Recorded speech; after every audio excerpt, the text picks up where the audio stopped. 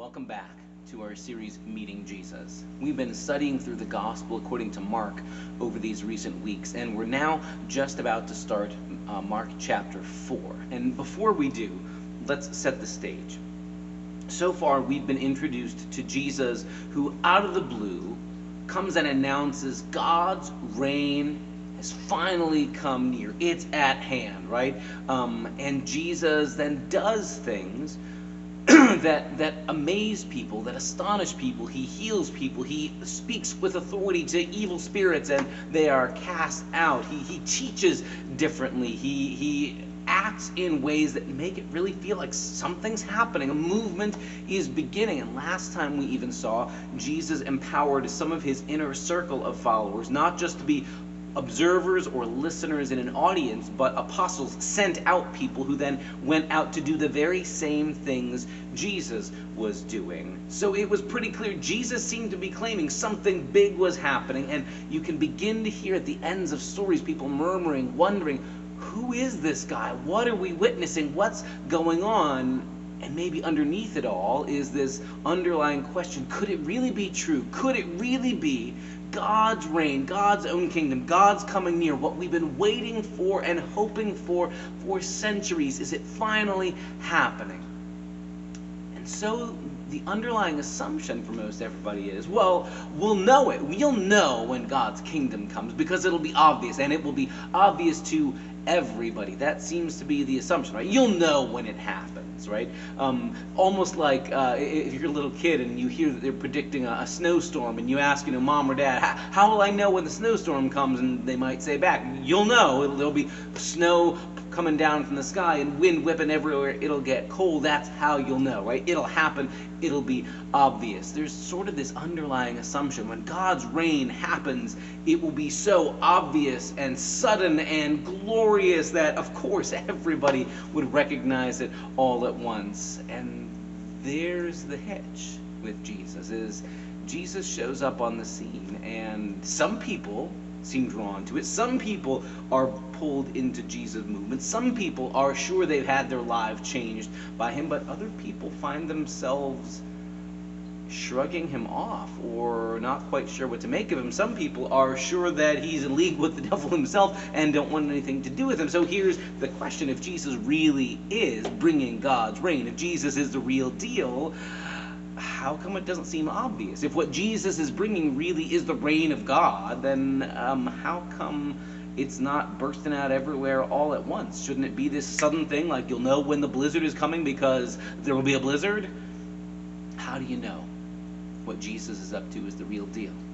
And what do we do if what Jesus brings isn't what we were expecting the reign of God to look like? There we are back at that same central question. What happens if our expectations of God don't align with Jesus' action and what Jesus shows us of the reign of God? Which are we going to let go of if we have to pick and choose? Jesus keeps pushing us to say, I'm the real deal, and if my coming doesn't match with your assumptions, be prepared to let go of your old assumptions, right?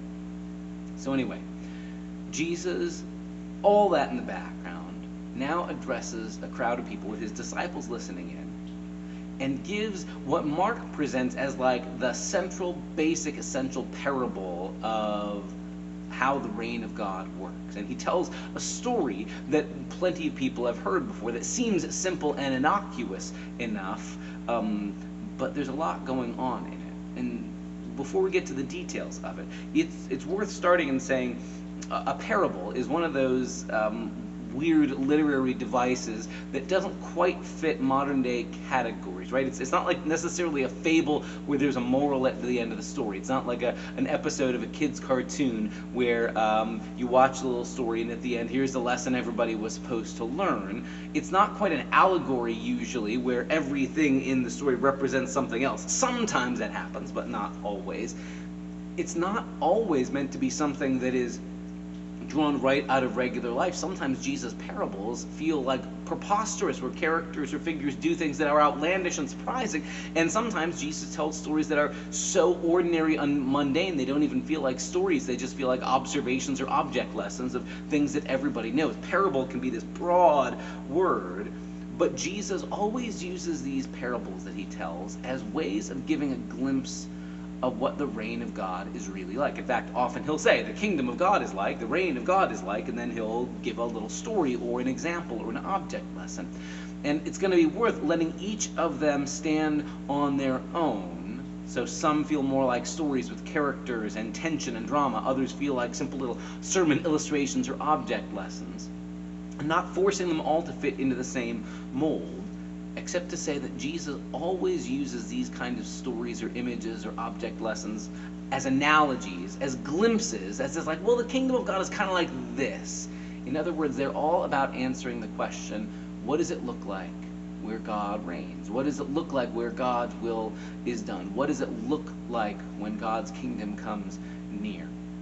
So this story that Jesus offers is in some ways sort of an answer back to the question, how come we don't all accept that Jesus is bringing the kingdom? Why doesn't Jesus meet my expectations? Well, Jesus says it's more like this. He imagines somebody with a handful of seed going out to sow seed in a field, and some of it goes on regular, good, tilled ground. Some of it falls on the path. Some of it falls on rocky soil, and some of it gets snatched up by birds. Some of it gets choked off by thorns, and the stuff that's planted in good soil grows and prospers.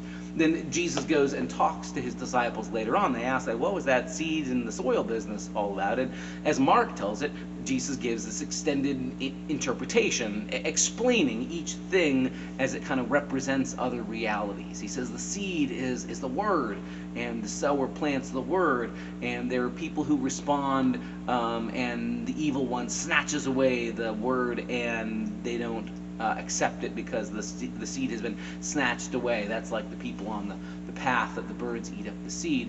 And the shallow, rocky soil springs up fast but doesn't have any roots, and when the sun comes out, it all withers and dies. That's like somebody who receives the word immediately and then sort of putters out their enthusiasm, and it dies when things get difficult. Jesus then adds the person who lives with the cares of the world that choke out their receiving of the word. That's like the seed that fell on the thorns. But there are some seeds that fall on good soil, and they produce plenty of harvest. In other words, Jesus is sort of answering in advance the question, well, Jesus, if you're bringing the reign of God, how come we all don't receive it all at once? How come we all don't recognize it? What's the problem with you, Jesus, that your message doesn't land with everybody? How come everybody doesn't recognize you? People have a way of framing the question as the problem must be with Jesus if everybody doesn't recognize what he's bringing as the reign of God. And Jesus sort of turns the tables on us and goes, maybe the problem isn't with me. Maybe the question is, how are we receiving or not receiving what Jesus has to offer? And this, again, gets back at the question, when Jesus comes and does his thing, when Jesus announces God's reign has come near, if that doesn't line up with my expectations, what do I do with that? Do I immediately reject it because it doesn't match my expectations? Am I willing to allow that Jesus might stretch me, challenge me, and I might have to let go of those old assumptions and watch what new thing takes root? Do I let other things in the crowd out what Jesus brings? In other words, this is a story about God's kingdom really can come, even if it doesn't seem like it's obvious to everybody all at once. God's reign is more subtle, slow working, behind the scenes, stealthy, even secret, underneath everything, like an underground movement, rather than this obvious kind of thing that everybody recognizes. When the Romans come into town, right, you can tell when the Romans are here. They march in their armies. Their soldiers have their big waving propaganda banners and riding in their horses with their shiny metal armor. You can tell when the Romans have arrived. They're announcing God, that Rome's kingdom has come. Jesus hasn't come to bring that kind of kingdom. God's reign operates differently. It's less like an invasion. It's more like a harvest. It's more like watching plants grow in a farmer's field. And in that case, of course, anybody who lives in Jesus' time has seen farmers plant their crops, and they know it might not look like anything's happening, but something important is happening after all, but it's happening slowly behind the scenes in ways that we can't quite pin down or diagnose or identify. There's something mysterious about watching a farmer's field grow from just seeds planted until harvest time. Jesus has come to say God's kingdom has come, but it's not operating the way you expect. It's not this sort of sudden rash like an invasion. It's not something that's obvious to everybody, but happens subtly, slowly, imperceptibly sometimes. That's what Jesus has come to bring. And there are moments when it's clear and obvious, like when a demon is sent scurrying off into oblivion, or when somebody is healed, or when somebody who's an outsider is welcomed in. But there's also moments when Jesus shows us the reign of God looks quiet and subtle, as silent as prayer, as seemingly insignificant as the invitation of an outsider to the table. Jesus shows us God's reign doesn't come with all the brute force of a Roman invasion or an imperial campaign for battle, but could be happening around us all the time. This is also, like I say, one more explanation of why is it that everybody doesn't recognize Jesus all at once and go, well, you must be bringing the kingdom of God. You exactly fit my expectations. That's not how God operates, it turns out.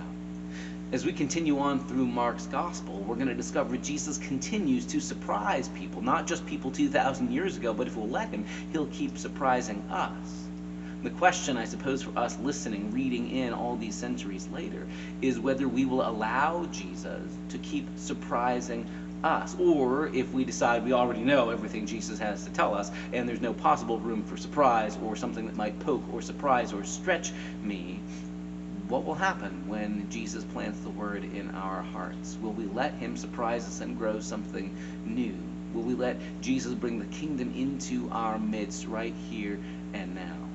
These are the questions we're going to keep looking at as we continue through Mark's gospel. We hope you'll join us next time as we continue further on with images of the reign of God and Jesus' stories in Mark chapter 4. And you can always join us in person, 1 o'clock here at Community of Christ on Thursdays, or catch up with these video summaries. Hope you'll join us then. Bye.